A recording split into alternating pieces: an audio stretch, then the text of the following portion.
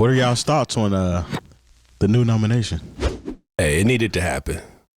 Honestly, because now that Joe Biden has decided to, I don't know if you could. Some people would say he should have done it a while ago. Put his ego aside and put the country ahead of whatever his personal feelings are about, getting another second term as president. I'm glad he's not going to do this anymore because as the lights are on, but you can just tell he's not there like he was before. I'll ask a question. Mm-hmm. Who first broke the news to you?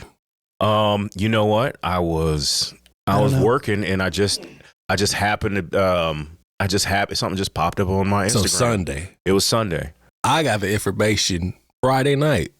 I think either Friday or it was Friday night. You tapped in like that? No. Academics posted. He had somebody posted 2 days beforehand, and it looked like it was somewhat fake news. But 2 days later, it came out. I had heard murmurings, if you will, of the fact that Democratic leaders had talked to him and that it was potentially coming ahead of time. But I was still very hesitant to whether I was going to believe it or not. But that definitely on Friday that started popping up about people were saying, it's been reported that these people have talked to Joe Biden and he's going to do it this weekend. That's what I remember. And then it happened.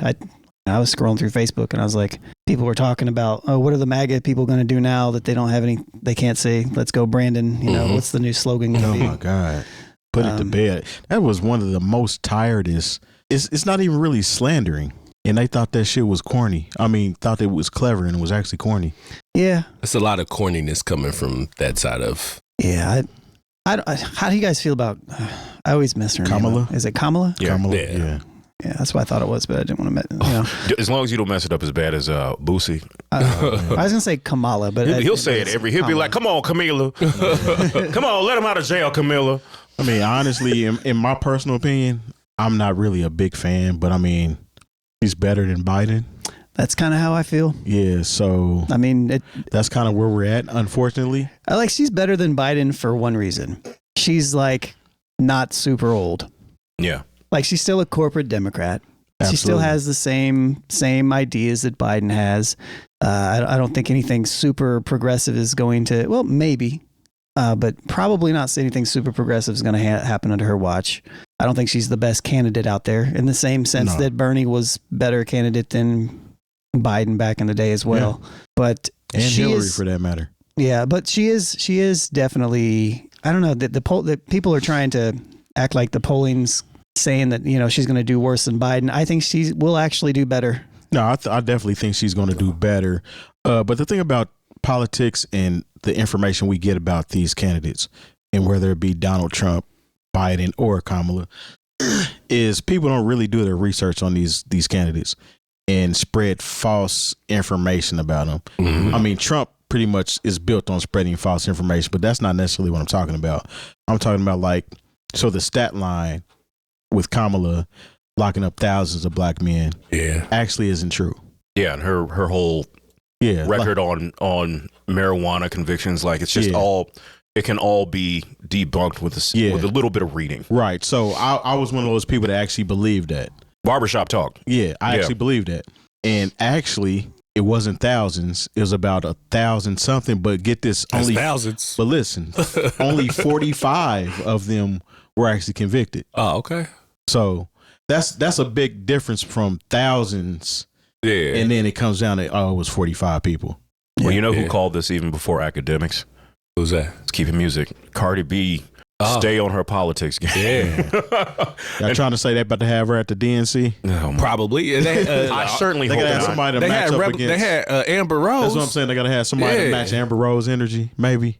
That's not. I'm not saying it's a good idea, but I think the Democrats should match. Yeah. But at this point, I just can't be surprised at anything.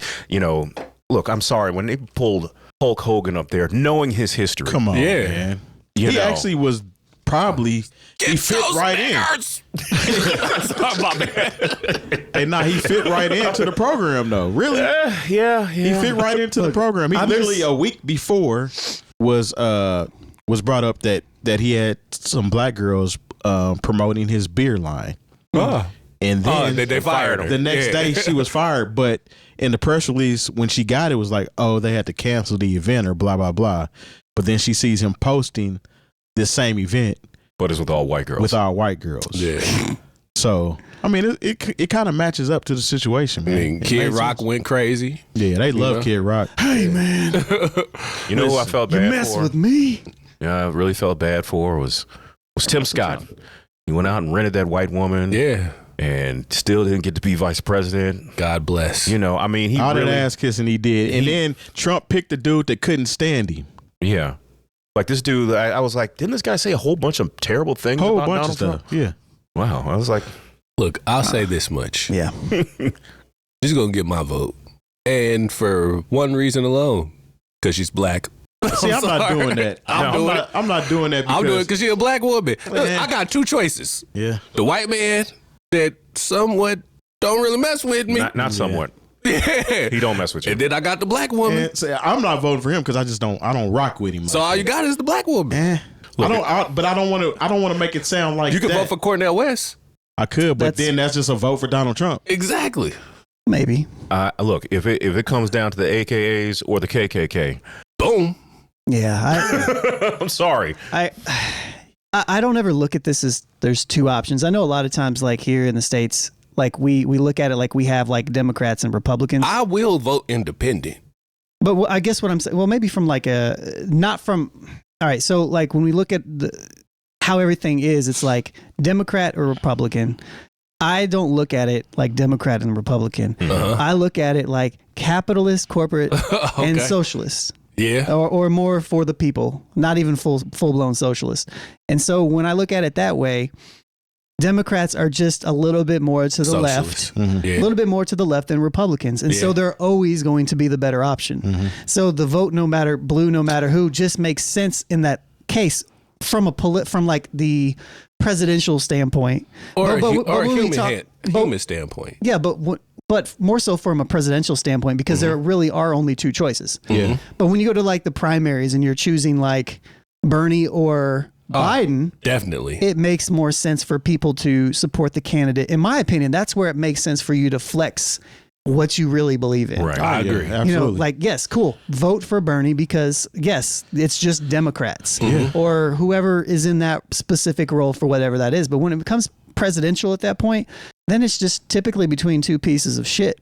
Absolutely. And all skin folk ain't kinfolk. Because if Tim Scott was running, you ain't voting for his black ass, are you? No. Yeah. I think ultimately I feel that way about all politics, though. Your point about, politicians being POSs, you know what I mean? And most of the time, they not even really giving you they true beliefs. You know what I mean? They're talking heads. It's because once we bring it to like the forefront of the major politics, like usually who's running for governor when it's like a Republican and whenever it's a Republican and a Democrat, it's always corporatist candidates. Which means it's always about big money and what they get behind. So it's never agendas. Very rarely do you get somebody that sneaks into that Democrat role that's actually somebody that cares more about the people than the donors. And the donors are the reason why Kamala is now the candidate. Exactly. Because they're the ones that were funding the campaign and seeing that Biden was slipping. So they decided that, hey, we're the ones funding this. We're not putting any more money behind Biden. So y'all need to go ahead and get him up out of here, or we need to figure something out. It wasn't even necessarily about the popular vote or what the polls were saying at this point. It was like, we're not putting no more money behind him. So y'all need to make this decision. And also with that, correct me if I'm wrong, but she gets all the money that the Biden campaign was getting as well to go up. And it's not that simple.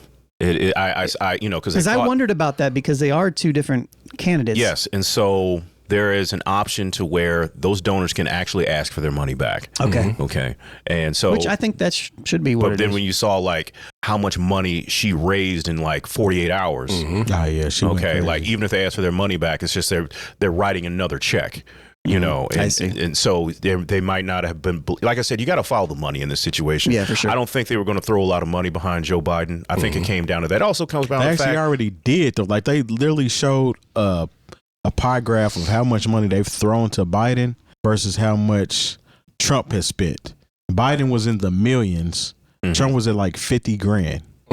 What? As far as people? No, as far as money spent for like promoting the campaign or whatnot. Mainstream media promotes him so much that he didn't have to spend the money. That's true too. Interesting. You know, but the thing is, like, and this surprises people when I tell them, I was like, I voted Republican before, not in the national election. You know, because when it comes down to, this is the thing, this is where I get into it with people, you know, when they say, it's like, you know, lesser of two evils, I was like, you know, that's not the only thing on the ballot. Okay. So Republicans going to put some money in your pocket. You know, it depends. Like the person I might vote for, I don't know. I'll just break it down because you understand. Depending on where you live, you might vote for dog catcher.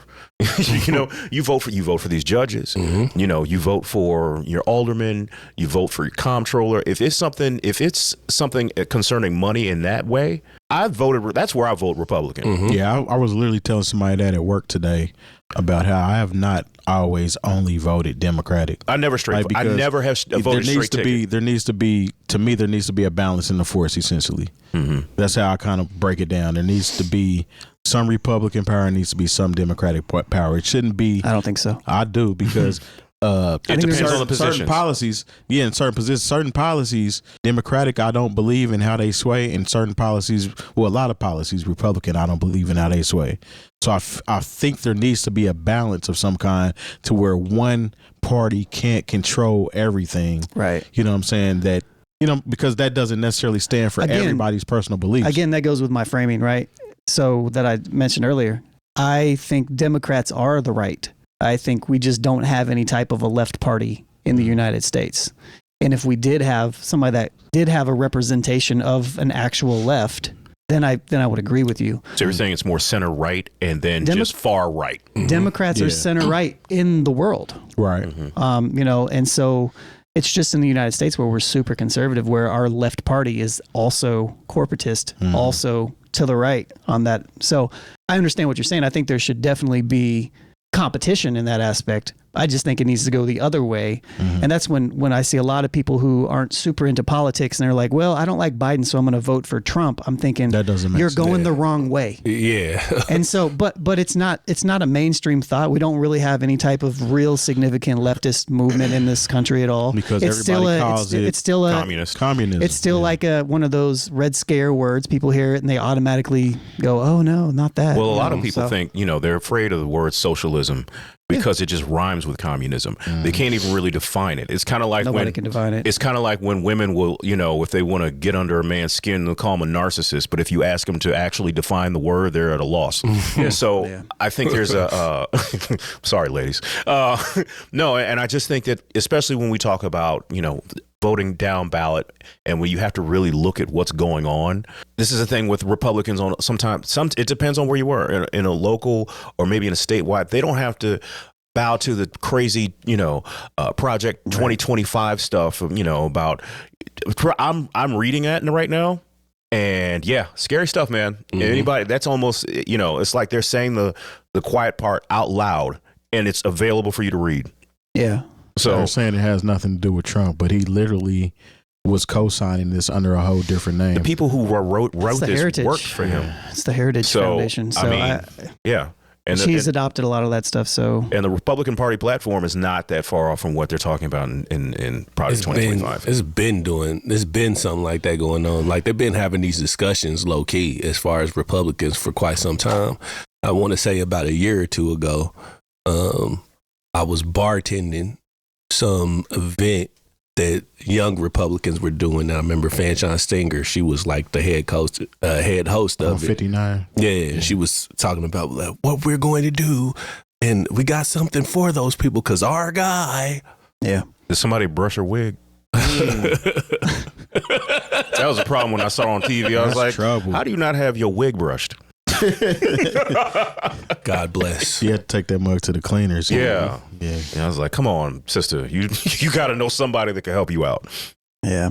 So that's my that's what I feel like I continually try to have conversations about this stuff, is just like we can look a little bit more to the left a little bit, and I think it makes more sense like in the primaries and the local type related things. It's like we talked a little bit last week about the Republican National Convention where they had a Teamster on. Mm-hmm. That's very progressive. That's very, very, very left. Mm-hmm. Like nothing in that aligns with Republican values at all. I think Trump was trying. That's part of Project 25, though, is them getting rid of unions, right?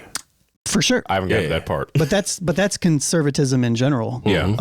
It's just anti-workers' rights, which socialism is all about giving. It's taking away one owner of something and putting it into the workers' hands. That's literally what the definition is, Yeah. Anyways.